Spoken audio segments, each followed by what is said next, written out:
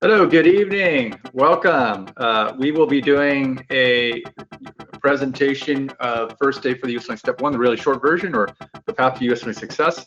My name is Tal Lee. I am an associate clinical professor of allergy immunology at the University of Louisville. You know me better as the editor for the first day for the board series, so really excited to talk to you guys tonight. I have a couple of folks here that'll hopefully answer questions. I have Jeff and Louise, who are from our organization, that can help answer questions about general stuff in the Q&A chat, and they'll also look for thematic questions. We and give you information about USMLE-Rx if you want. So what we'll do is we'll go ahead and get started, and we'll talk about preparing. And this is the first word in the book, First Day for the USMLE Step 1, relax. And we've been very deliberate about keeping this word as the very first word in the book for over 30 years. It's really about making sure you're deliberate and thoughtful about how you prepare for the exam. There's no use in rushing, so take a deep breath, relax, and then plan for the road and the journey ahead. All right, so this will be our agenda for the next hour or so. We'll talk about the basics. We'll talk about defining your goals. We'll talk about timelines for study, approaching each subject, choosing resources, some general advice for preparing. We will have a raffle at the end, a special offer for all of you folks that hang around till the end. We'll pull out some names towards the end, and then we'll open up for Q&A. So that's it. Let's move on. All right, so we're going to start off with a poll question. I am going to find out more about you folks. So I'm going to select this poll, and here we go. You should see a poll coming across, and the question is, who are you? So we want to know. So pick a best answer, and it'll take a couple seconds to collate, and then I'll share the answers back out with you.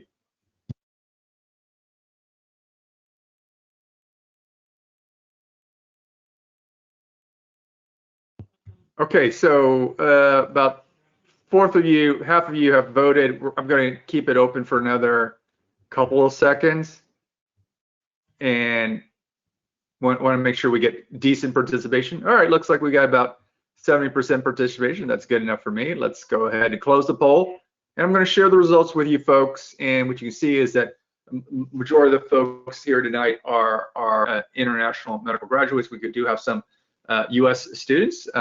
But by and large, folks are coming from outside the US. So welcome to everyone. So it should be a pretty global crowd tonight. The second question I'm going to ask, let me see, actually. Oh wait, I'm sorry. I don't think you guys saw the results. So here you go. These are the poll results we just discussed. So I'm going to actually stop that poll share. I'm going to ask another question, which is, when do you plan to take the exam? Is it really soon or sometime later? So let's go ahead and capture some data, and I will share back with you as soon as we get some results. So right now we've got about 25%. Okay, the votes are coming in a bit faster this time, so that's good. But we'll wait another 10 seconds. Like to get at least 67% response. So we are getting there.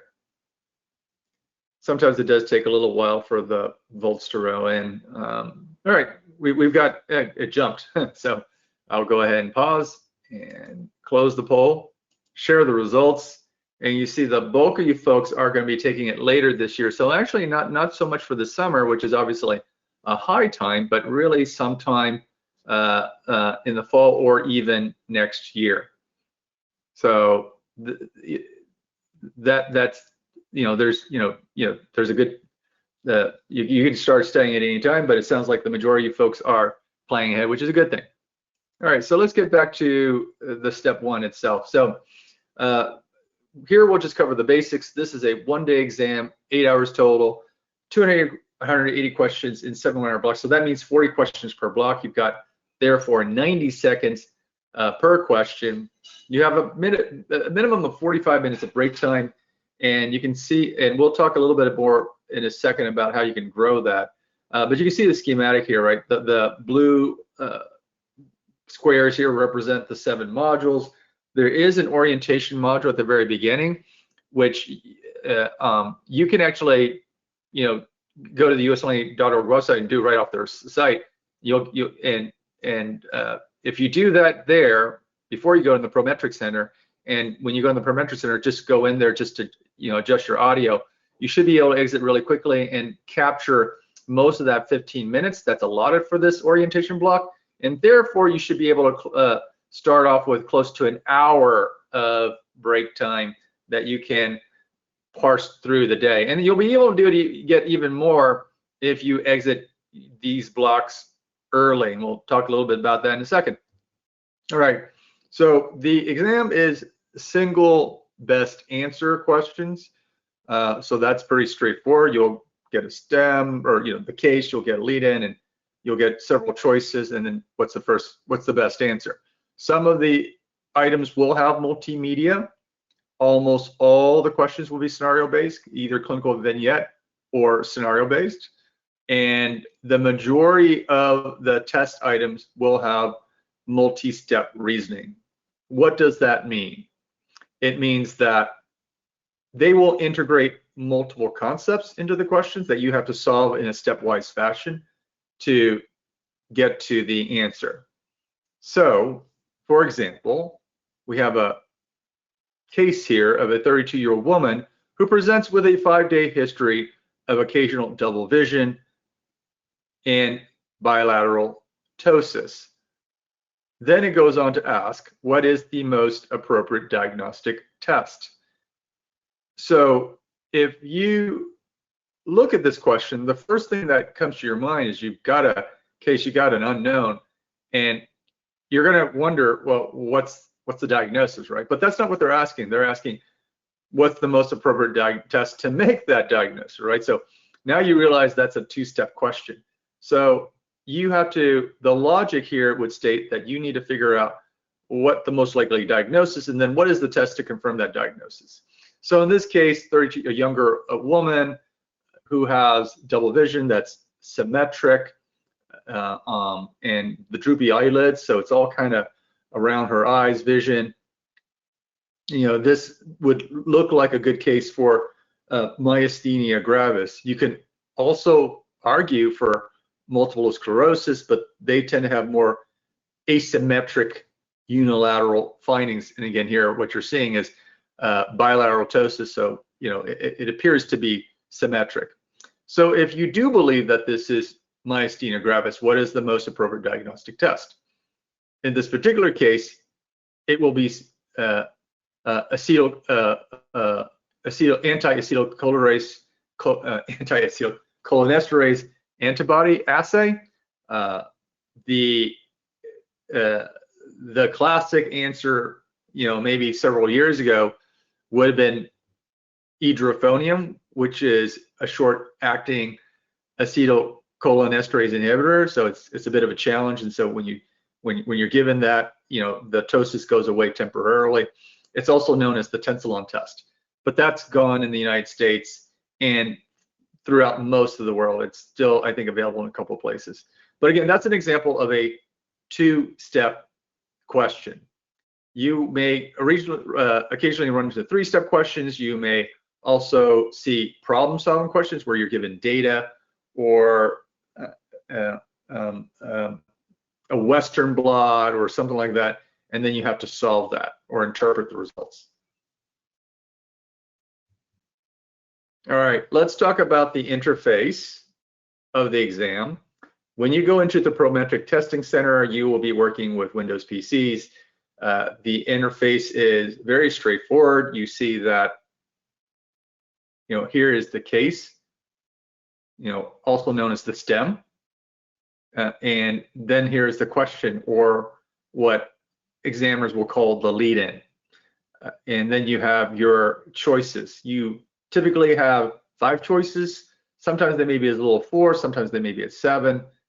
And then you have all the navigation. You got some tools like the calculator. You got navigation on the left. You have the all-important timer for the block, and then the day timer. And then you can lock down the interface if you need to go use the facilities, but just keep in mind that the timer is still running, and then you can exit the block. Now, here's the key thing about exiting the block. Certainly you want to answer all your questions, because there's obviously as you are maybe aware, there is no penalty for guessing. The other thing you'll need to be aware of is that while you are in the block, you can change the answer to any questions until you exit that block. Once you exit that block, you cannot re-enter the block. The other thing to keep in mind is that if you exit the block with any time left on the timer, then that carries over into your time off, or break time. So just keep that in mind. But that being said, I would say the majority of you will want to use most of that block to solve questions, and we'll talk about test taking tips at the very end.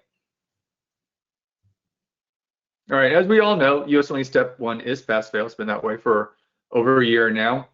The passing threshold that they use behind the scenes is 196, and this increased a year or two ago. If they were to give you a score, the mean would be around 230 with a standard deviation of roughly 20 points. When as they progress towards pass-fail, you'll notice that during the start of the pandemic and in the pandemic, there was a small slip in the pass rates, and therefore an increase in the fail rates. You can see a little bit here with allopathic, a smidge with osteopathic students, and a bit more with IMGs. And then it accelerated in 2022, last year, where you can see there was a drop for the MD students from 95% passing to 91 passing. And then for IMGs, it went from 82% to 74%. There are a lot of potential reasons why that could have happened.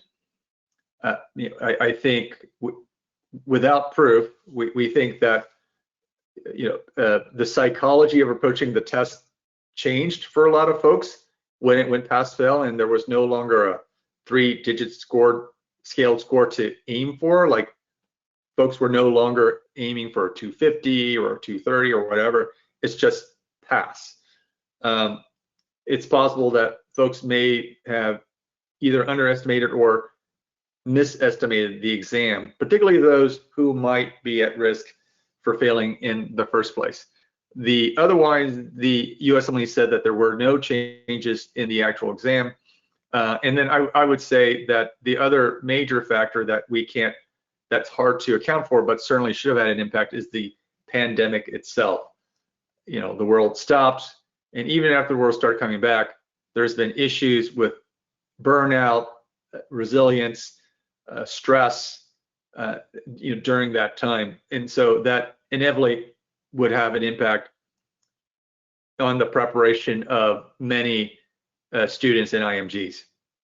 If you want to learn more about it, we have an entire article or a learning brick about that, and I see that Jeff has put that into the chat there. But you can learn more. We do a lot of analysis. Please feel free to pass the link around to other students in IMGs. All right, I'm going to go ahead and skip this. Other than say, you can see because it's a scaled score, it kind of flattens out, towards the top with regards to percentiles. But this no longer is relevant. So the big upshot of USMLE Step 1 going pass-fail is that it means that Step 2 CK will be going forward, be more seen as a screening tool. We won't be talking about much about Step 2 CK here. I have some information about Step 2 CK on our blog, and there will hopefully be future talks about this. But the one thing to be aware of is that, as the screening tool, it will be used in a number of very competitive specialties, such as radiation oncology, radiology, the surgical subspecialty, starting with the O's, plastic surgery and dermatology. And so you can memorize that as the road to riches. Let's talk about study strategies. So all of you have passed high stakes exams in the past. So if you're from the US, it would be things like the MCAT, SAT, or internationally, your entrance exams into university or whatnot. So you already have developed, hopefully, a refined set of strategies for preparing for these exams. Now, there is other evidence-based strategies that you may or may not be aware of. We'll talk about them at the very end. And in addition to your own strategies, you need to be aware of what you're studying and the characteristics and the structure of that. So, for example, microbiology has a recurring framework for the concepts there, right? Because it's about bugs and viruses and so forth. So it's about what's the what's the structure of that bacteria, what's the classification, how do you diagnose it, how do you treat it, where does it spread, how does it get there, what are the vectors and so forth. So that's pretty regular. So same thing with pharmacology. Other subjects such as physiology is more about relationships. So there you might want to do mind maps or draw out diagrams. The other thing you'll need to consider is the structure and characteristics of your curriculum. So that's mostly to make sure that there is good coverage in your curriculum of what will likely show up on the USMLE Step 1. You can get a sense of that by going to your seniors, those that have gone through the curriculum and obviously have taken the exam. And then finally, time assigned to a particular subject or system. So simply what that means is that if you're prepping for neuroanatomy, that's going to be a very small, discrete area. You're not going to spend a ton of time there, particularly in your dedicated period. You'll spend maybe a day or something like that. So, aside from doing question banks, reading a couple of high yield resources, you're going to be limited. But if you're doing something like pathology, which is going to be essential and really foundational to a lot of what you do, then in addition to all the above, you may be doing other things like cases and using other preparatory systems. So just keep that in mind. So now what we're going to do is spend about 10 minutes talking about the high yield areas in all the various disciplines. Two things to keep in mind as I go through this. One is, or three things actually. One is, first, all this is on my blog as well too at firstaidteam.com, and I'll show you where the presentation is so you can get a copy of this so you don't have to scribble down any of these notes or do screenshots or anything like that. Number two, while I will be discussing these as disciplines, they obviously will apply across systems. And then number three, there will be a couple of themes that will be reiterated through this. One is that while this is a basic science exam, everything is clinically applicable. And then number two, you'll quickly see that, especially given the multi-step items, is that you will need to integrate all this. So that means, how does the anatomy and the pathology fit together? How does the pathology and the physiology get together? How does the genetics and metabolism fit together, or the genetics and the pathology fits together? So you need to be able to move smoothly from system to discipline and be able to integrate all that information in a way that's clinically relevant to how that case presents. So those are the two things. So with that, let's get started. So with anatomy, it's all about, again, clinical application. Where does it show up, with regards to traumatic injuries, to procedures? So if somebody had a spiral fracture of the humerus, what sensory and motor deficits will be manifested in the hand, because of an injury to the nerve in the humeral groove because of that spiral fracture. So that being said, gross anatomy, we will low yield.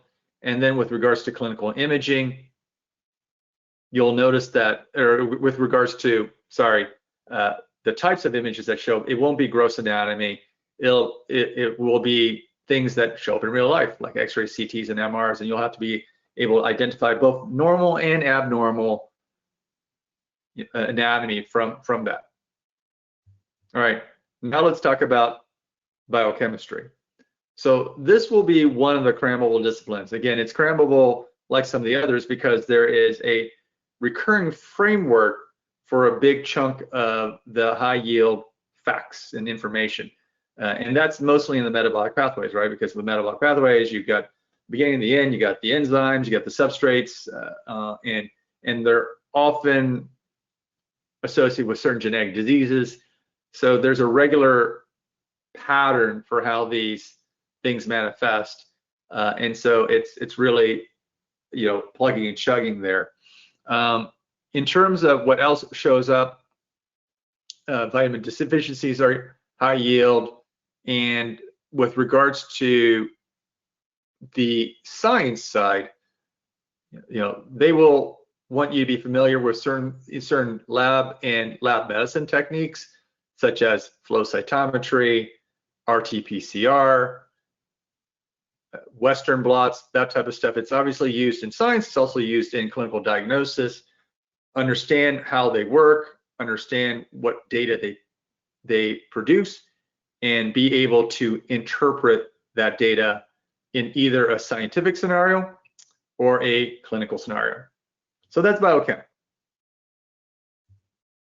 Microbiology is also crammable, again, because of how things show up over and over, such as I mentioned earlier, laboratory diagnosis, so distinguishing characteristic, how does it get there, what are the target audience, how does it, where does it go, how does it get there, how do you diagnose this, how do you treat it, what are the vectors, and what are the reservoirs.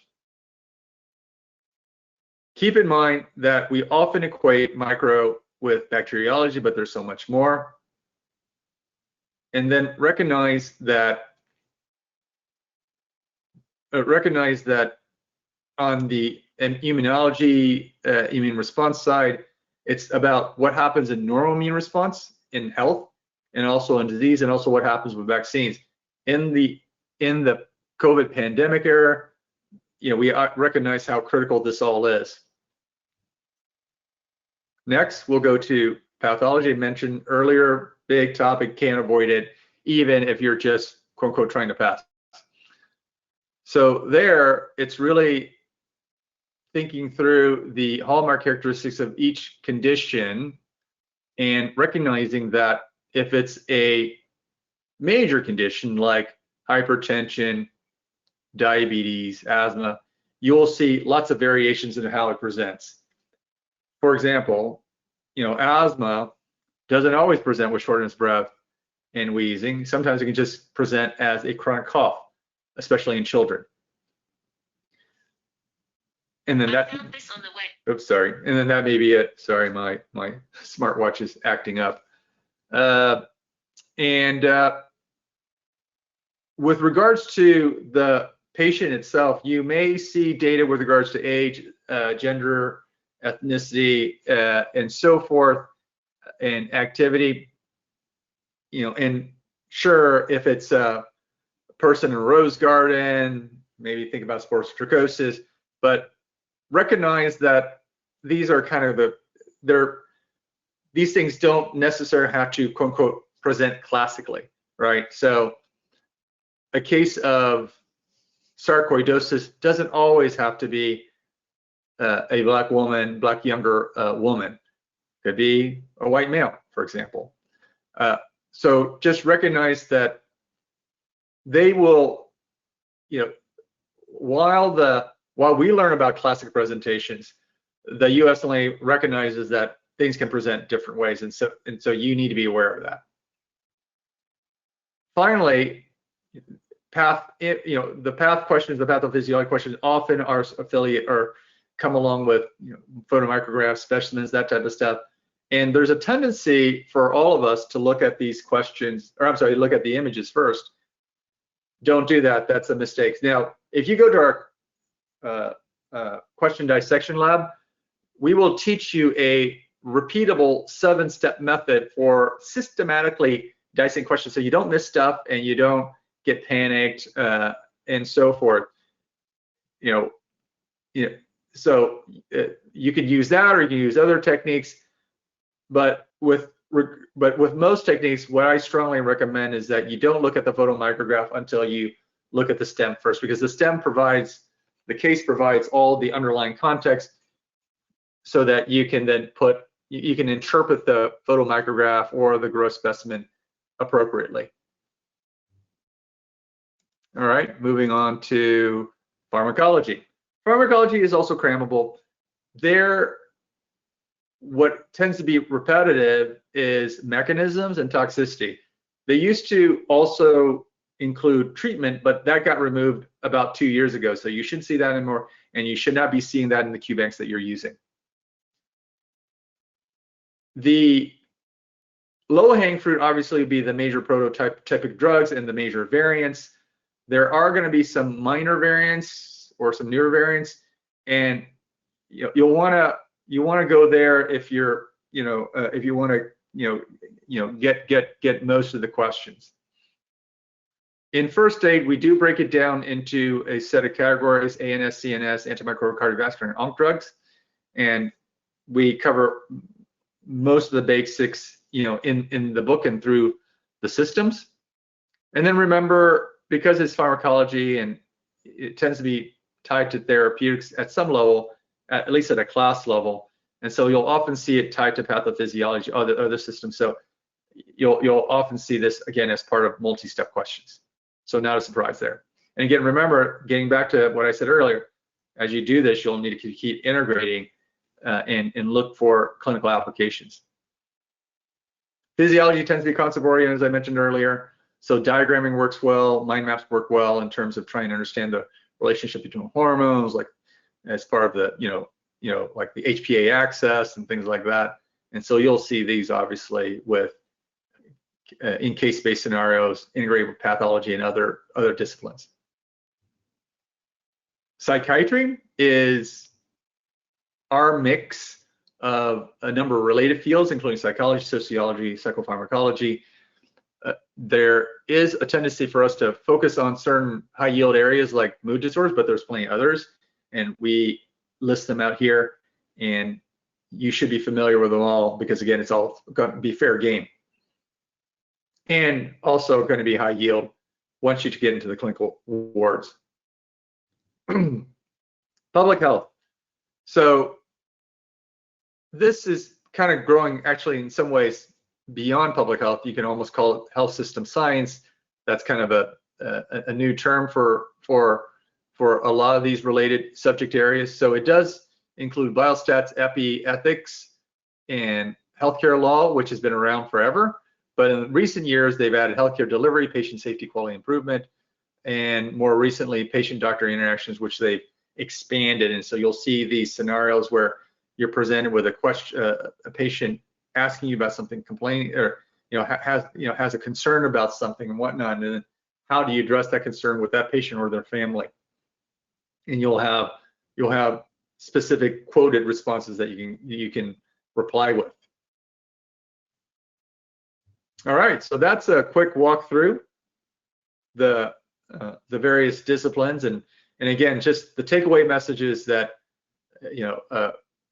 while this is a basic science exam, look for clinical applications. It really is a foundational clinical exam, and you have to integrate multiple disciplines in your thinking in terms of solving that case, figuring out what's going on, so you can either be able to identify the diagnosis, the underlying mechanism, the simple treatments, that type of stuff.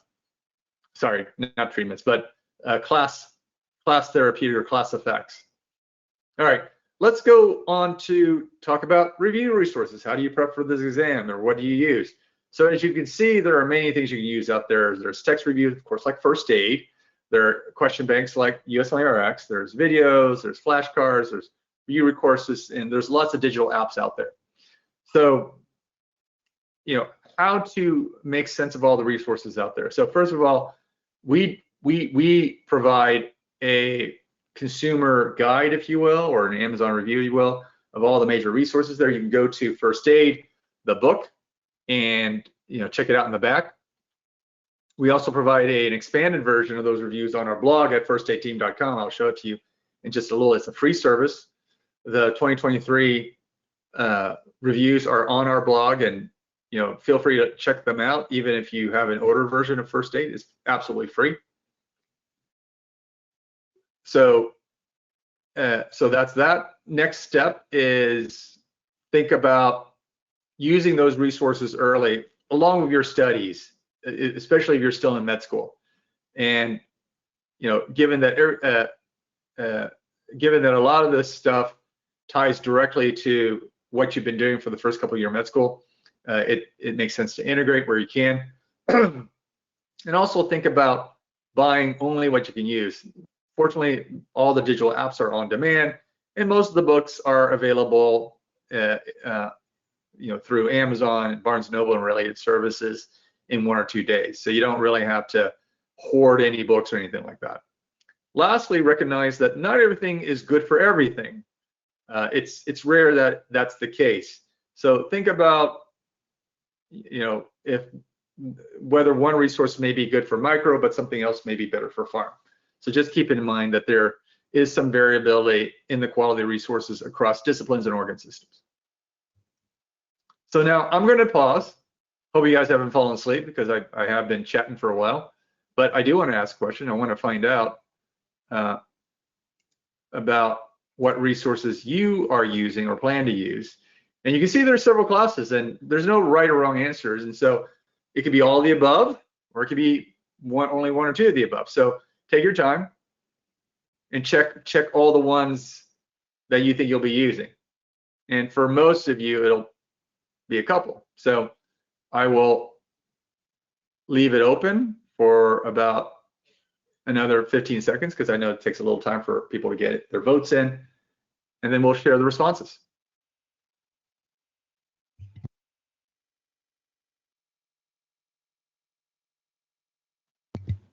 I can see we're close to 60%. I'll wait for a couple more seconds. All right, we've got more than 2/3 of you answering, so I think that's plenty good. I'll stop the poll.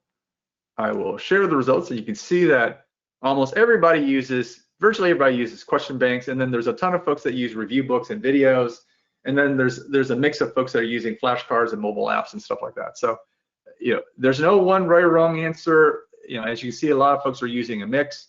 And also, it's not on this list because we were limited in the number of choices we could add, but another choice we used to use in the past was your school's syllabi and course materials, and fair amount of folks would also signal that as well too. So just keep that in mind. All right, so let's continue. So study tips, study advice. These are things that we've counseled with students and IMGs in the past, and they have validated throughout the years and provide some tweaks. So I'll go through a couple of them at a high level. So one is about being deliberate and thoughtful about developing a study schedule and sticking with it. There's a couple of correlates here. So a couple of things. One is that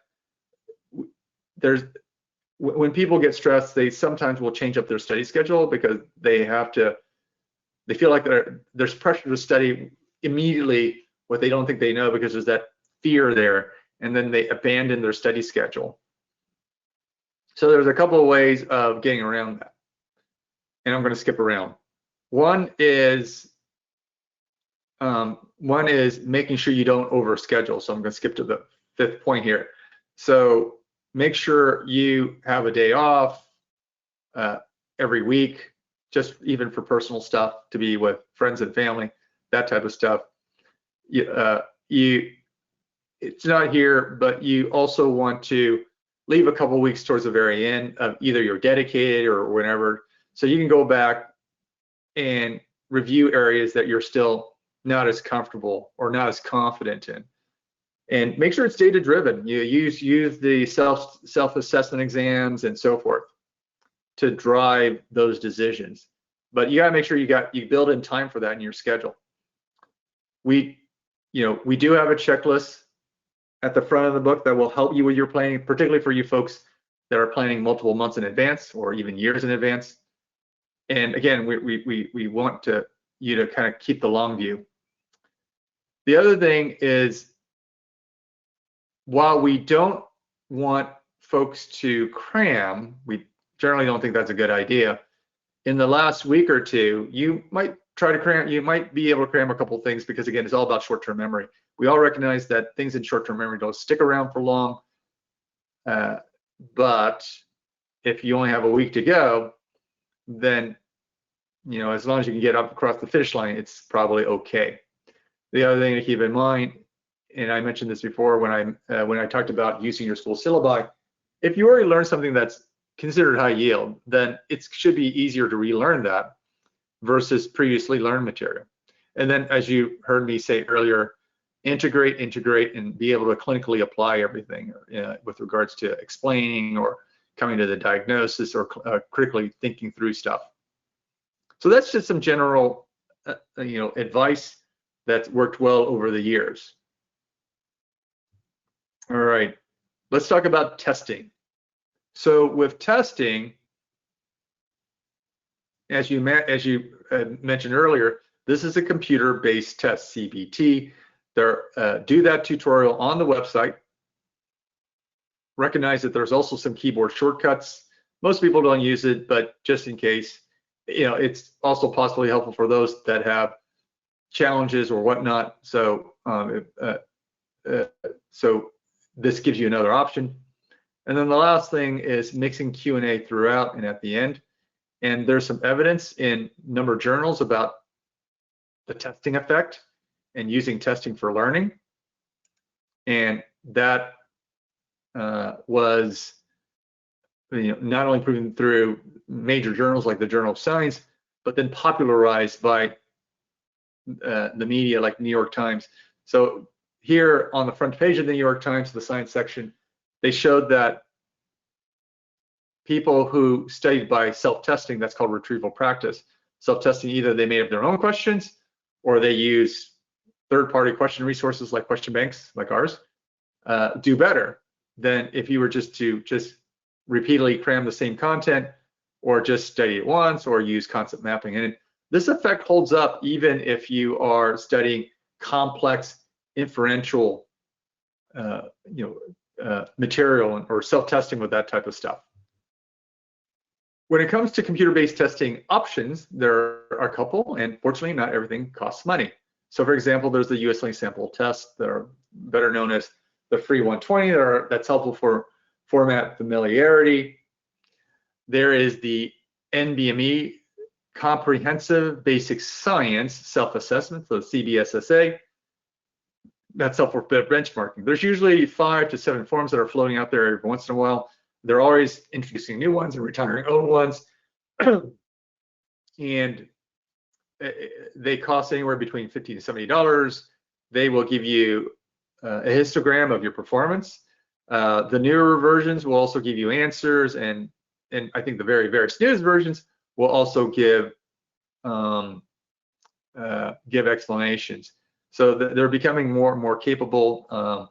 Definitely a resource to consider and use, along with self-assessment exam like Rx self-assessments or UWorld self-assessment, throughout your study period.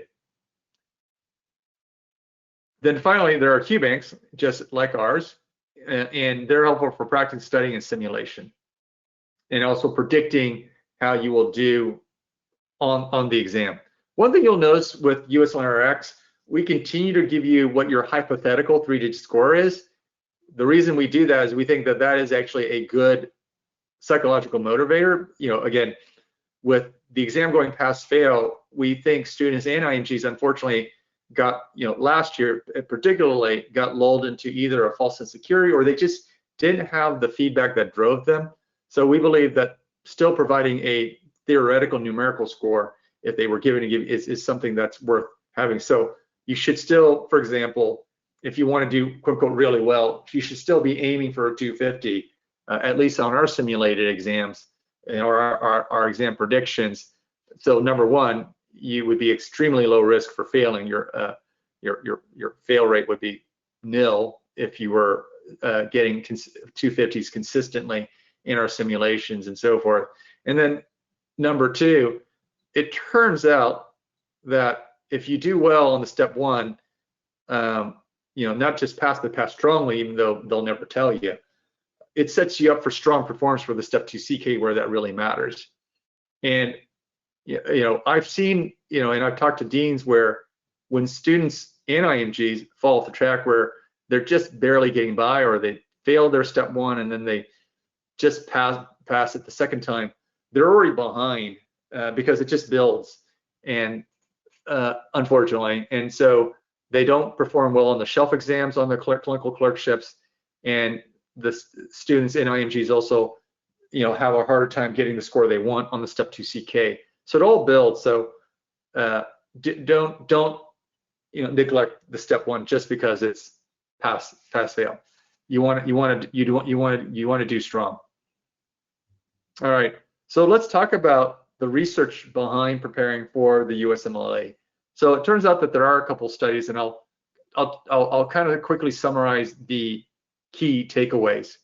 One is that doing question bank questions are more helpful than doing flashcards. So not a surprise. So first of all, flashcards can be helpful. They can help you, but they're obviously not like the real thing, not like in terms of a sim, not set up and structured the same way. If you were getting a score, you would need to do anywhere between 300 to 450 questions to get a single more point on the step one. If it was a scored exam. Now again, in USMLE-Rx, we're going to give you those predicted scores, and so with the 3-digit scale, so you can kind of use that to gauge your progress. And if you were to do all of USMLE-Rx, the 2,800 question or 2,500 questions we have, then that's going to give you roughly 10 to 13 points on the exam. In terms of how many questions to do, probably the more the better, but at a minimum, try to do more than 3,000 questions. That data came out of the University of Michigan study, but we don't know.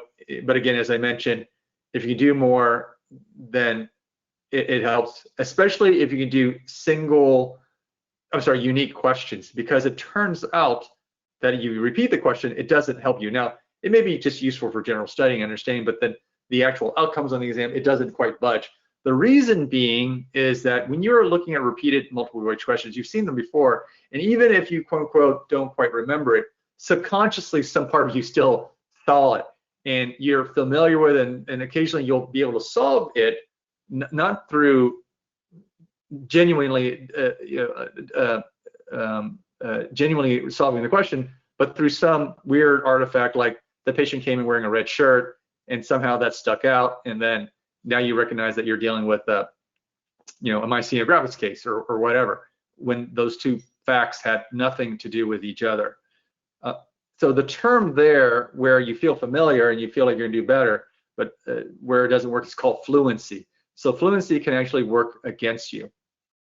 Lastly, what people have found, and this again, and also came out of the University of Michigan study, is that students who go through first aid 3 times particularly in an active way, do better. And one way you can do that is with first aid flashcards. Those are built into our USMLE-Rx 360 platform, and it's all connected to first aid. You actually can see the first aid fact in the response, and that can help you actively get through first aid multiple times without just cramming it, which again, as you saw earlier, cramming does not work. Highlighting by itself does not work. It has to be an active learning process. So flashcards with first aid is an example of something that would work. All right, with regards to test day, a couple of things to keep in mind. One, you're going to be potentially anxious, a little stressed maybe, maybe excited. That's all cool and normal, but you might want to watch out for caffeine and how you use it because it might impact you differently on a special day like this. Number two, you will be in a office building most likely with a lot of HVAC, so air conditioning and so forth, tends to be cold. So coming with low layered clothing rarely can get hot, especially if the sun goes to a different side of the building and there's not enough tinting. So just be ready so you can adjust for comfort. Some of the questions can be chunky, some can be thin, and so forth. And as I mentioned earlier, if you use our 7-step technique by going to our study Rx question lab, which I think Jeff dropped a link in the chat there, if you do that, you'll find out that we always make you read the lead-in before you go through the STEM, the case. Now, if you don't want to use our technique, that's perfectly fine. You want to use another technique, that's fine. But always keep in mind that particularly if it's a long question, you should do the lead-in first, so find out what it's trying to get at, and then work backwards into the STEM, the case, and then read to solve that as you go through the case. As I mentioned at the beginning, you have 40 questions per block, 60 minutes in the block, so therefore 90 seconds per question. I strongly advise as you work through the exam that you select the best answer that you can within 70 seconds for any question that you think is solvable. Don't try to ruminate. Take your best shot within 70, 75 seconds. Then mark what you think is solvable, but it can't be more than, say, 10-ish. Because what will happen is that if you stick with that strategy and you're disciplined, you will get through all 40 questions in 45 minutes or something like that.